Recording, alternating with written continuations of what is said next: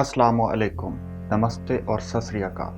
दोस्तों, आज हम एक बहुत ही अच्छी और बहुत ही बेहतरीन सीरीज़ स्टार्ट करने वाले हैं और ये जो सीरीज़ है जिसका टाइटल है दी पंजाब।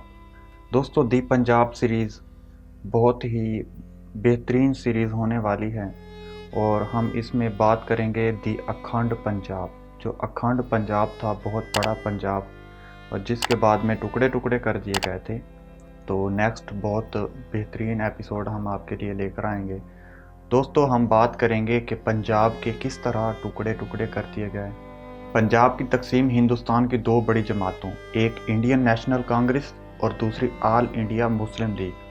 जो इंडियन नेशनल कांग्रेस थी वो हिंदुओं की एक तंजीम थी और जो ऑल इंडिया मुस्लिम लीग थी वो मुसलमानों की एक तहरीक थी। इन दोनों के दरमियान जो थर्ड पार्टी थी ब्रिटिश गवर्नमेंट, तो इन दोनों के दरमियान जो है एक मुआहदे के तहत हिंदुस्तान की जो मजमूई तकसीम थी उस पर इत्तेफाक राय अमल में लाया गया। इस अमल में पंजाब के सिख भी शरीक थे।